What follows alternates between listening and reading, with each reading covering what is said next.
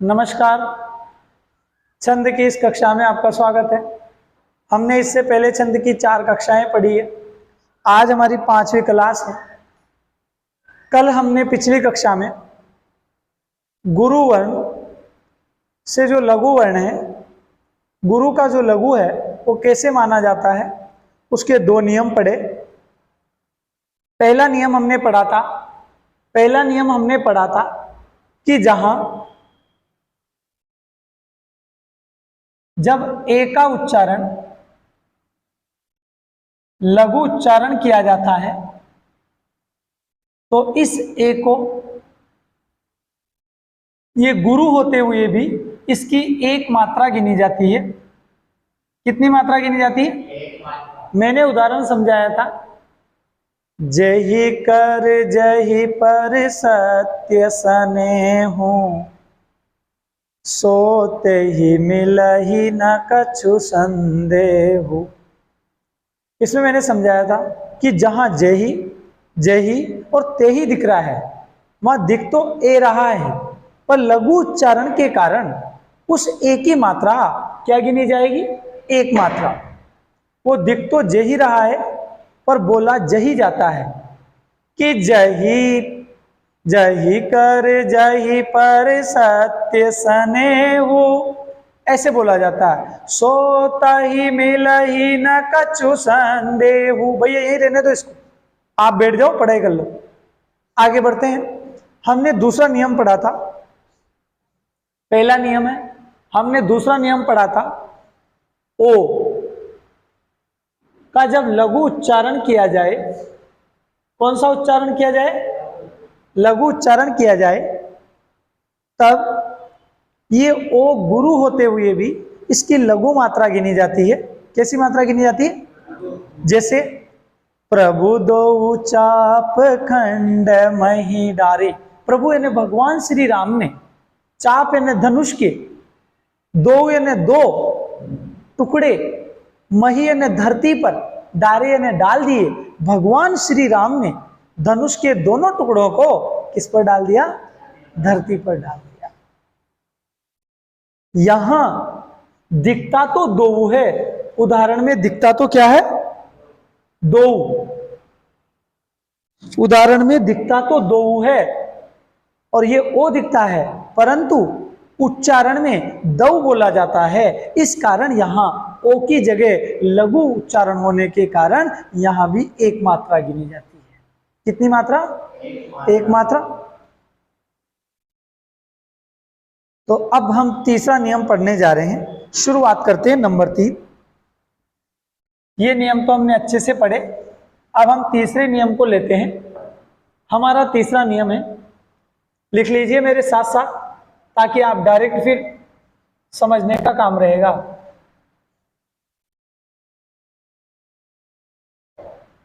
सवैया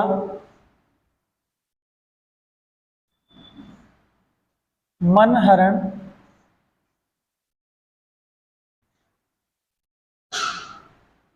कवित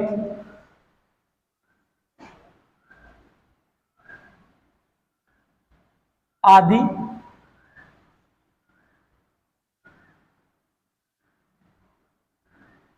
छंदों में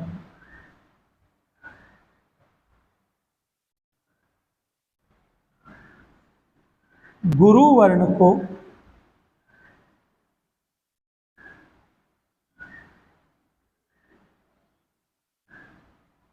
आवश्यकता के अनुसार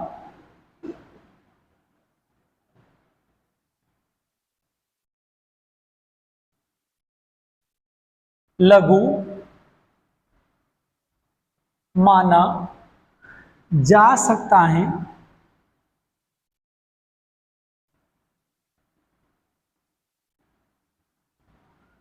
लघु माना जा सकता है जैसे जैसे जैसे अब यहां देखिए, आपने ये लिख लिया ना, अब इसको ढंग से देखिए। सवैया मनहरण कवित आदि छंदों में गुरु वर्ण आवश्यकता के अनुसार लघु माना जा सकता है। जैसे कविता करके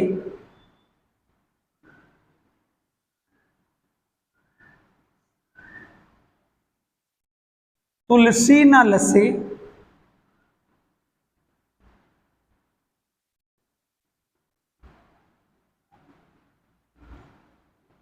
कविता करके तुलसी न लसे, लिख लीजिए इस लाइन को, कविता लसी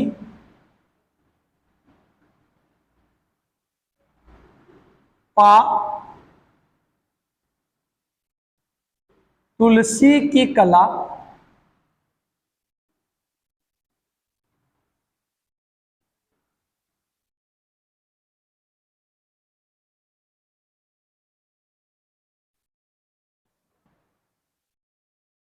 यहां इसको देखिए, कविता करके तुलसी न लसे, कविता लसी पा तुलसी की कला। यहां ध्यान से देखिए, इस पंक्ति में पहले मैं इसका हिंदी अर्थ बता देता हूं। कविता करके तुलसी न लसे, तुलसी ने कविता लेखन करके, तुलसी जो है कविता लेखन करके प्रसिद्धि को प्राप्त नहीं हुई, या कविता लेखन के कारण तुलसी प्रसिद्धि को प्राप्त नहीं हुई, बल्कि तुलसीदास के स्पर्श मात्र से, कविता लसी पा तुलसी की कला, तुलसीदास के स्पर्श मात्र से कविता सुशोभित हो गई। तुलसीदास के स्पर्श मात्र से ही लेखन मात्र से ही कविता सुशोभित हो गई। कविता क्या हो गई? सुशोभित हो गई।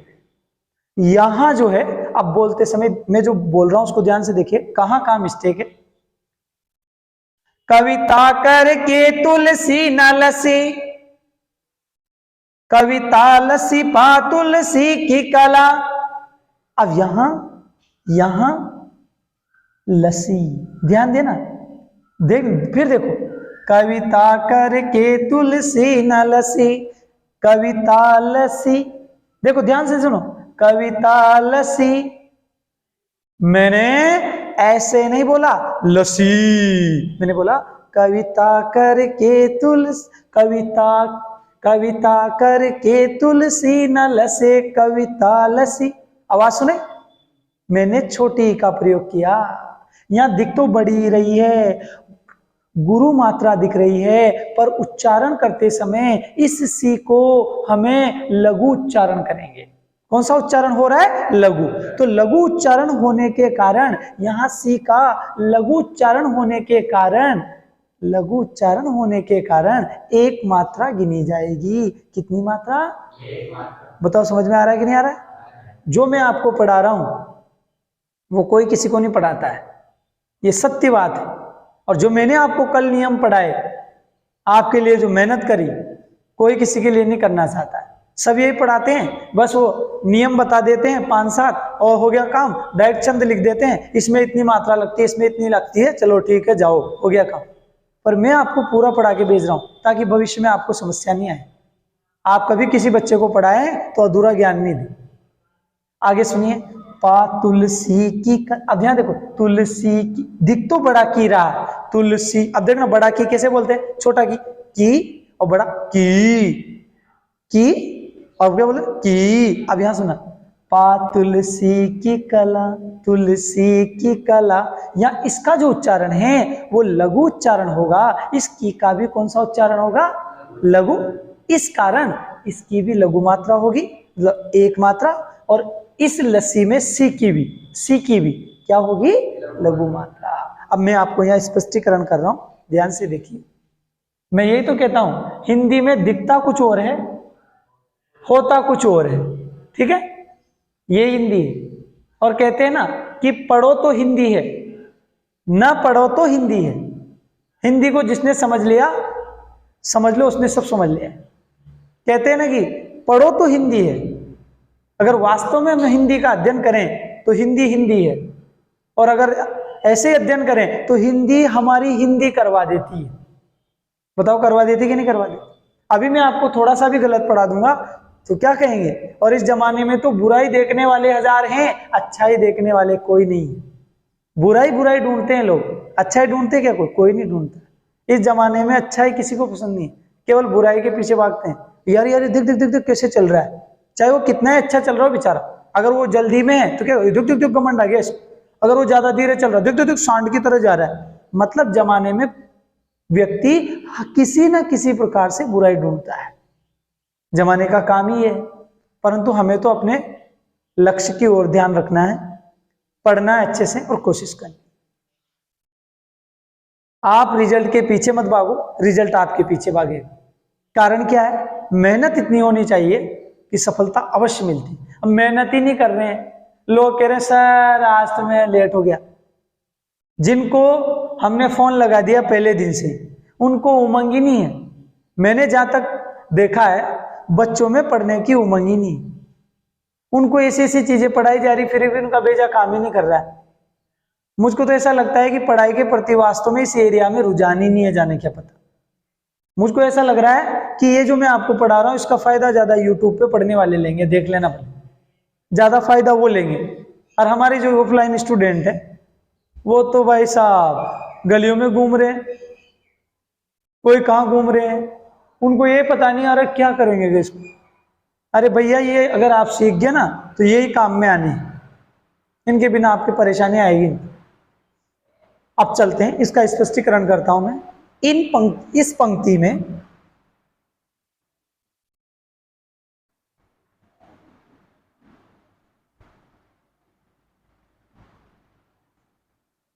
लस्सी में सी, लस्सी में सी दिख गया भैया? अरे देख लो ढंग से, लिखो भी सही देखो भी सही। लस्सी में सी और की का लघु उच्चारण हुआ है,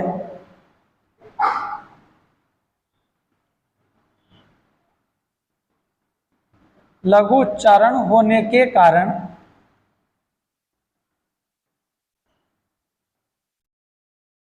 इनकी एक मात्रा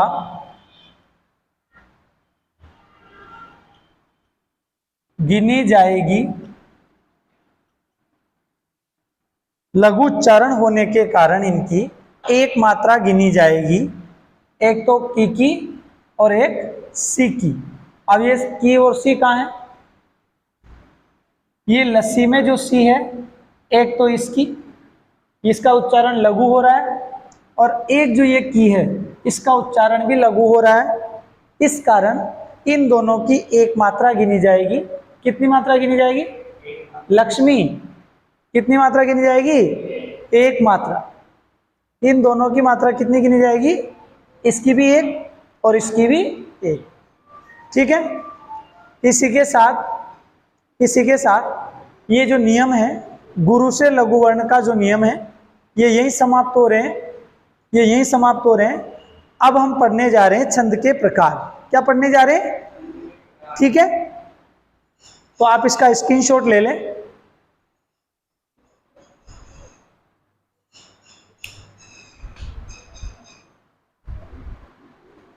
इसमें कुछ पूछना है क्या? वो नहीं पूछना है, चले आगे। अब देखिए छंद के प्रकार। एक टीचर पढ़ाता है पर विद्यार्थी को भी घर पे भी पढ़ना पड़ेगा और मेहनत करनी पड़ेगी। अगर मैं यहाँ ना जाने कितनी चीजें पढ़ा दूं और आप उन चीजों को नहीं पढ़ेंगे तो क्या मतलब है? वो क्या मतलब है आप बताओ। अब देखिए छंद के प्रकार।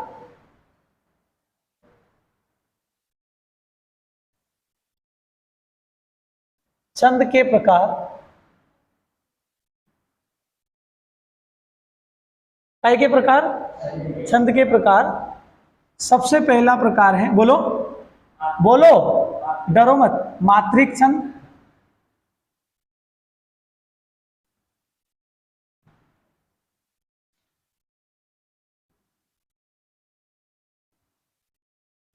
मात्रिक छंद, हाँ यहीं से जुड़ेगा वापस टॉपिक। आप कह रहे होंगे सर आपने इससे पहले भी इसकी परिभाषा बता दी थी, हाँ बता दी थी, परंतु आप अब लिख लें। मात्रिक छंद, छंद में जहां मात्रा की गिनती की जाती है, मात्रा की गिनती की जाती है,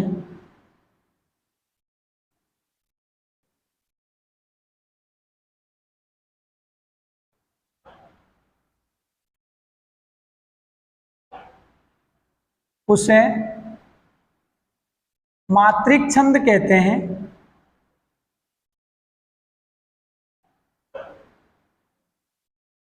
मात्रिक छंद कहते हैं।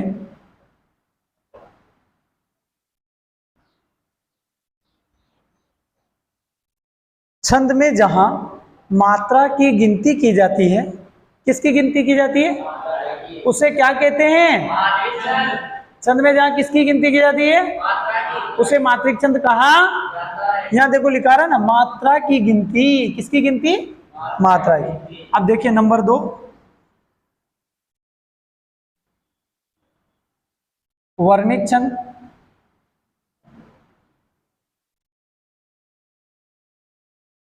छंद में जहां, आपने लिख लिया था क्या? अच्छा अच्छा, छंद में जहां वर्णों की गिनती की जाती है,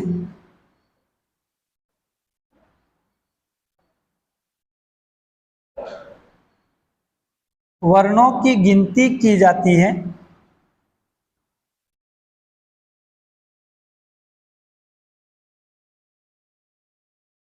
उसे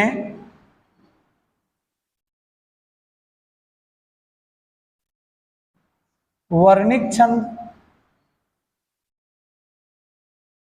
कहते हैं। उसे क्या कहते हैं? वर्णित छंद। छंद में जहां वर्णों की गिनती की जाती है, उसे वर्णित छंद कहते हैं। क्या कहते हैं उसको?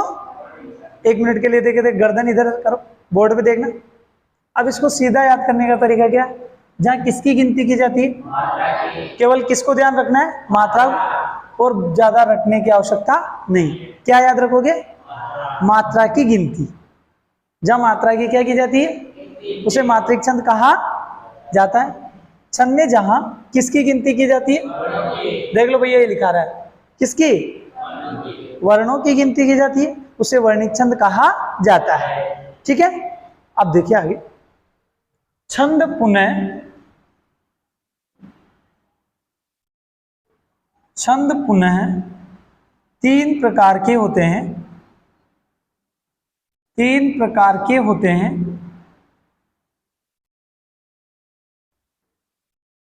नंबर 1, समछंद। नंबर 2,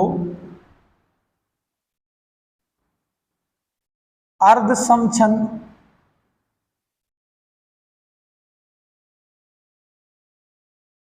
नंबर 3, विषम छंद।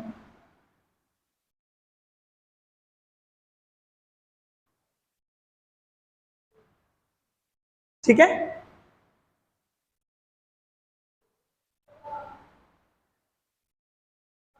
छंद पुनः 3 प्रकार के होते हैं। समछंद, अर्ध समछंद, विषम छंद। अब हम इनको अच्छे से पढ़ेंगे। समछंद में क्या होता है, अर्ध सम में क्या होता है, और विषम छंद में क्या होता है, हम इनको क्लियर करेंगे। क्या पता इसी की परिभाषा आ जाए। समछंद किसे कहते हैं, तो दिक्कत बताओ, दिक्कत है कि नहीं है कि नहीं है? देखो छंद मुख्य रूप से 2 प्रकार के, मात्रिक और वर्णित, पर मात्रिक भी 3 प्रकार का होता है। समछंद मात्रिक, अब आ गया ना समझ में? तो ऐसे वर्णिक भी 3 प्रकार का होता है। बताओ समझ में आ रहा है कि नहीं आ रहा है? आ रहा है कि नहीं आ रहा है? आ रहा है ना? कोई दिक्कत? तो आप ऐसा करें, इसका स्क्रीनशॉट ले लें, फिर हम सबसे पहले लेंगे समछंद।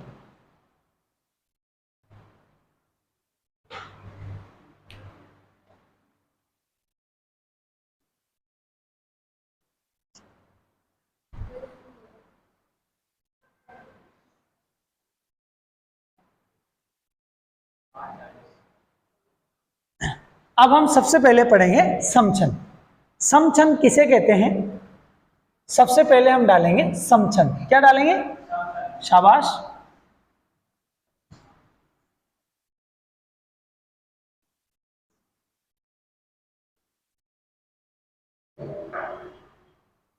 सबसे पहले डालते हैं समछंद।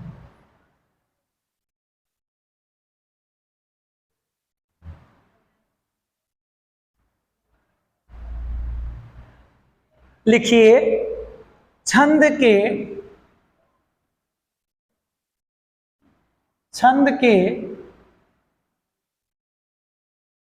चारों चरणों में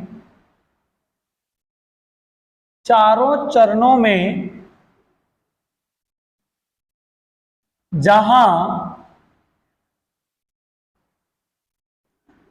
मात्राएं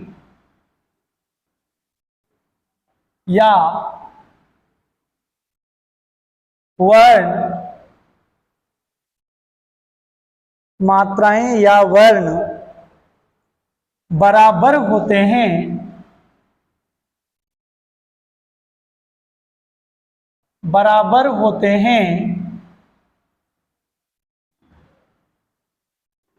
उसे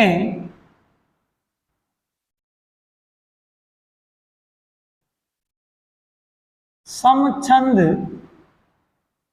कहा जाता है।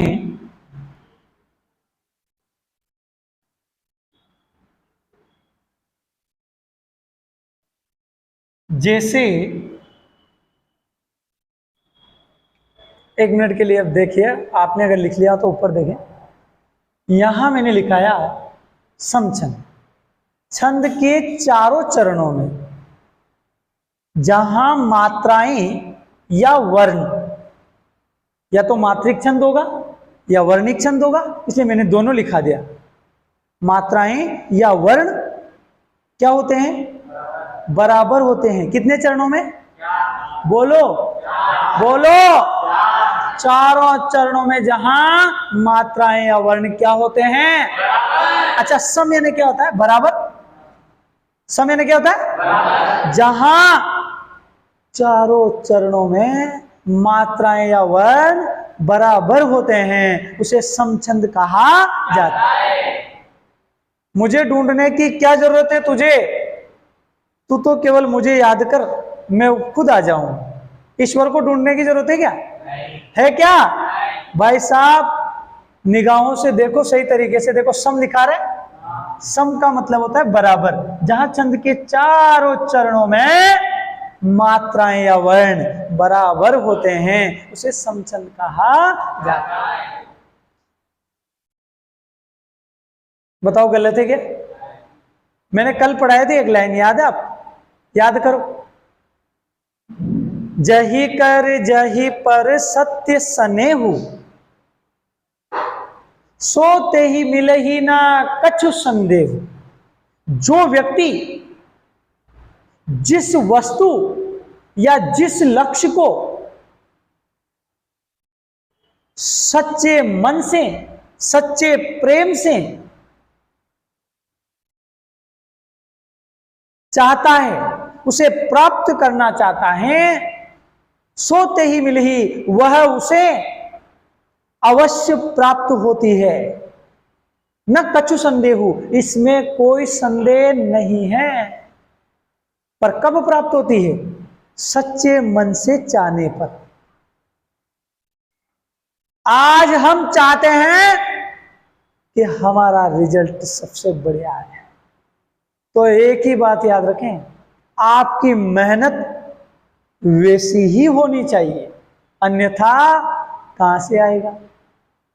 टीचर चाहे कितना ही पढ़ा दे, कुछ नहीं हो।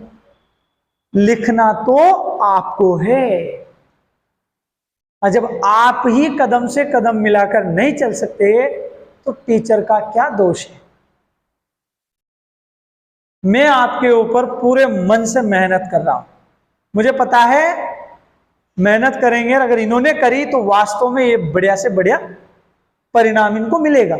पर अगर मैं कोशिश करूं और आप ना करें तो कोई मतलब नहीं।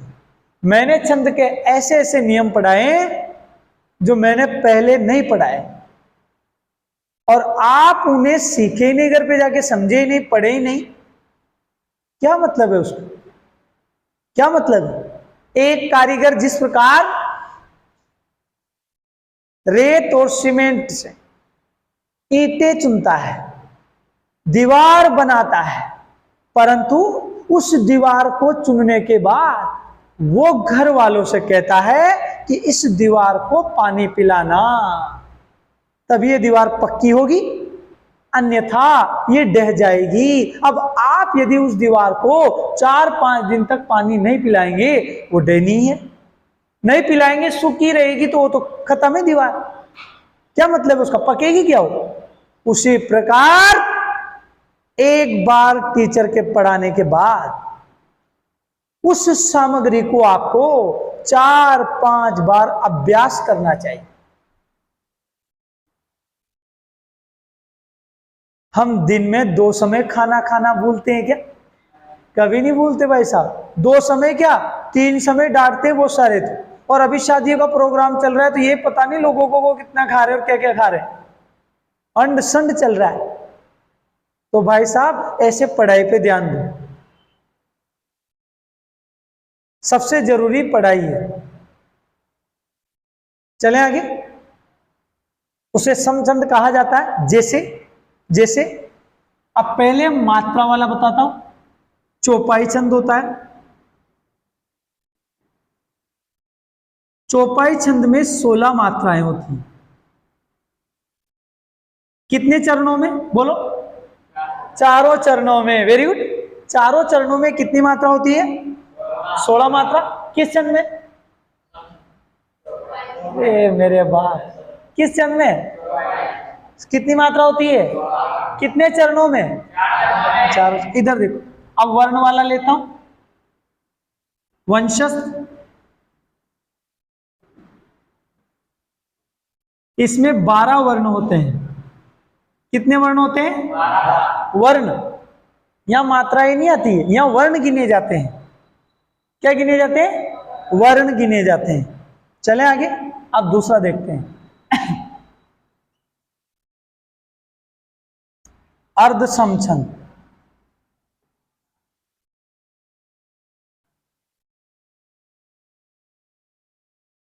इसमें लिखिए,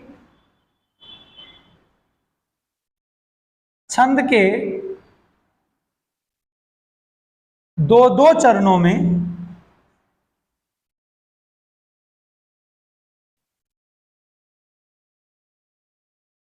जहां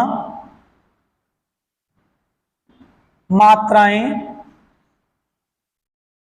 या वर्ण समान होते हैं,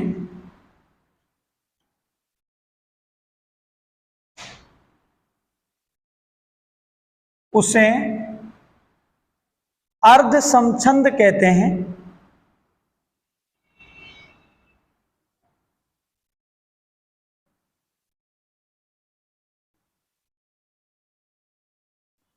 जैसे अब यहां क्या होता है,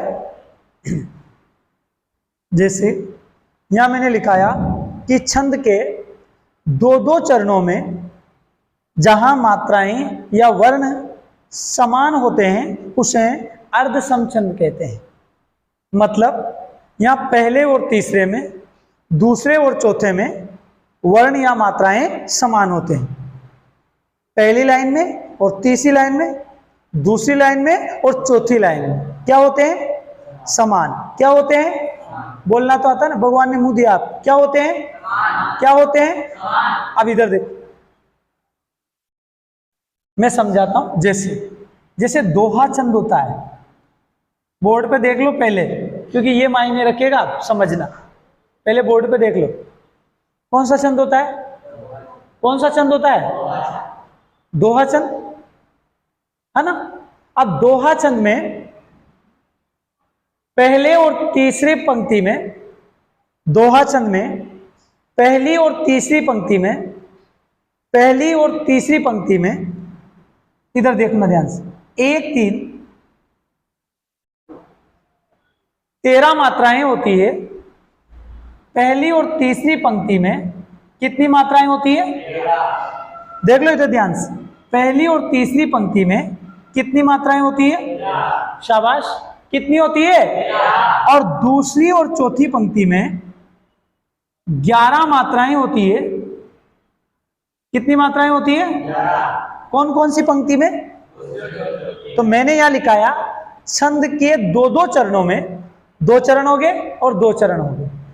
पहले और तीसरे चरण में 13 मात्राएं होती है, दूसरे और चौथे चरण में कितनी मात्राएं होती है, कितनी होती है, ठीक है।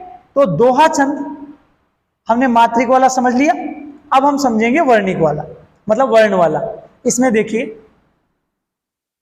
जो वियोगिनी छंद होता है, अभी तो नाम ही नहीं सुना होगा आप, जो वियोगिनी छंद होता है, भैया यहां तक दिख रहा है कि नहीं दिख रहा है, ठीक, नहीं दिख रहा है, नहीं दिख रहा हो तो फिर ऊपर लिखें, दिख रहा है यहां तक, ठीक है। जो वियोगिनी छंद होता है, इस छंद के पहले और तीसरे चरण में 10 वर्ण होते हैं। कितने वर्ण होते हैं, पहले और तीसरे चरण में, मतलब पहली पंक्ति में और तीसरी पंक्ति में 10 वर्ण होते हैं। वर्ण जानते ना, मात्राओं की नहीं कह रहा हूं मैं, वर्णों की कह रहा हूं। वर्ण कितने होते हैं, 10। पहली और तीसरी पंक्ति में कितने वर्ण होते हैं, 10। अब आगे चलिए, दूसरी और चौथी पंक्ति में 11 वर्ण होते हैं। कितने वर्ण होते हैं, 11। ये मैं आपको समझाने के लिए बता रहा हूं, उदाहरण के हिसाब से, अन्यथा केवल आपको तो अभी परिभाषा याद रखनी है। अभी क्या याद रखनी है, परिभाषा, ठीक है। इसका स्क्रीनशॉट ले लें। एक और बचा है विषम छंद, तो हम विषम छंद को ले लेंगे, इसके बाद हम विषम छंद को ले लेंगे।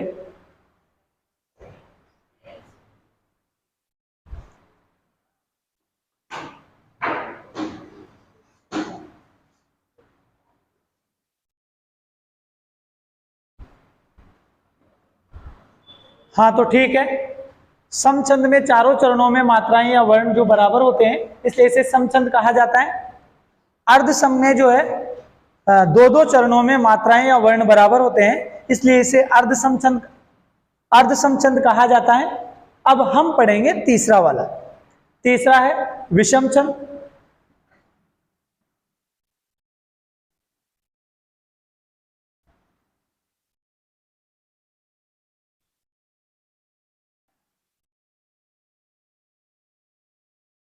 नहीं नहीं, मैं चाहिए। अब देखिए, हम तीसरा पढ़ेंगे, नंबर 3 पे आता है विषम छंद। भैया गेट लगा दे, आपको इतना भी थोड़ा ध्यान तो रख लिया करो। तीसरा है विषम छंद।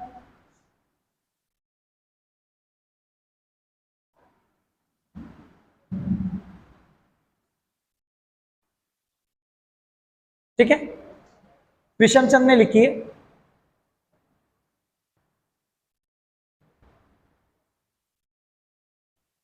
जहां सम व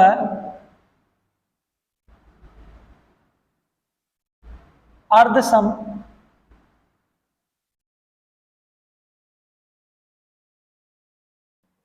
दोनों में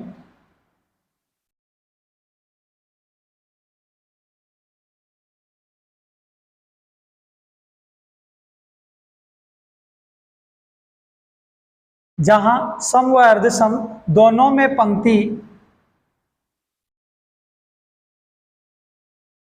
पंक्तियां नहीं होती, मतलब जहां सम छंद व अर्धसम दो, ऐसे लिख लो तो, जहां सम व अर्धसम दोनों छंद नहीं होते, दोनों छंद नहीं होते,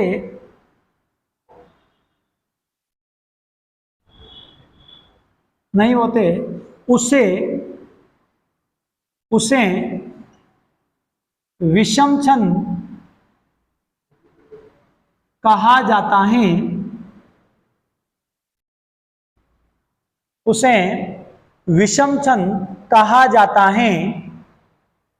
ठीक है, मतलब जहां सम व अर्धसम दोनों छंद नहीं होते उसे विषम छंद कहा जाता है। सीधा सीधा यही है। जहां 4 चरण भी समान नहीं होते, 2-2 चरण भी समान नहीं होते, उसे क्या कहते हैं? क्या कहते हैं?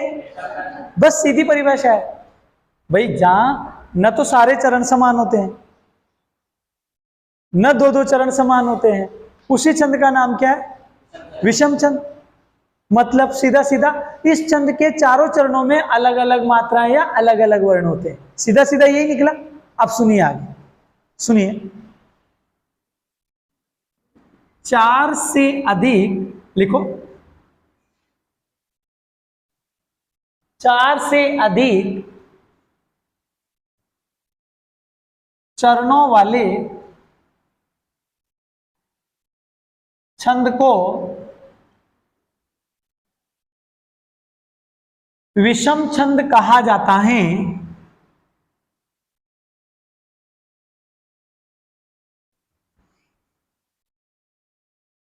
कहा जाता है जैसे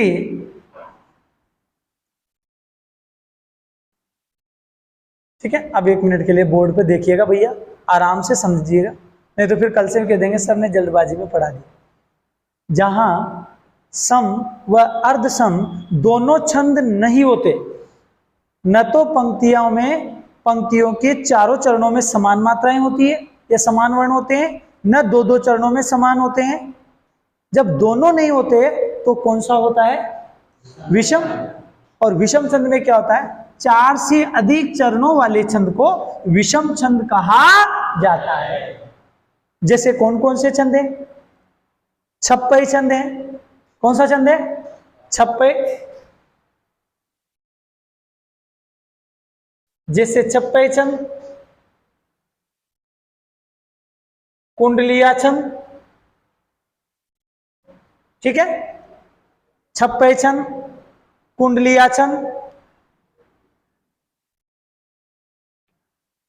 4 से अधिक चरणों वाले छंद को विषम छंद कहा जाता है। जैसे छप्पई छंद, छप्पई में 6 चरण होते हैं, ठीक है। कुंडलिया में भी 6 होते हैं। इसलिए जहां 4 से अधिक होते हैं तो विषम हो जाएगा। और सीधी सीधी परिभाषा कैसे याद रखोगे? न सम छंद होता है, न ही जहां विषम छंद होता है, सॉरी अर्धसम होता है, उसे विषम छंद कहते हैं। सम की परिभाषा मैंने आपको सिखाई कि सम छंद के चारों चरणों में मात्राएं या वर्ण बराबर होते हैं। विषम छंद के चारों चरणों में, सॉरी अर्धसम छंद के चारों चरणों में से 2-2 चरणों में मात्राएं या वर्ण जो हैं बराबर होते हैं। तो आज हमने मात्रा निर्धारण में गुरु का लघु कैसे माना जाता है पूरे नियम पढ़ लिए। छंद के प्रकार कौन कौन से हैं पढ़ लिया। छंद के मुख्य रूप से 2 प्रकार पढ़े, और 2 प्रकार के बाद पुनः हमने 3 प्रकार पढ़े। कितने प्रकार पढ़े? 3 प्रकार पढ़े, सम, अर्धसम, विषम। अब हम कल हमारे सिलेबस में जो पहला छंद है उस छंद का अध्ययन करेंगे। तो धन्यवाद। कक्षा यही समाप्त होती है, मिलते हैं अगली कक्षा में।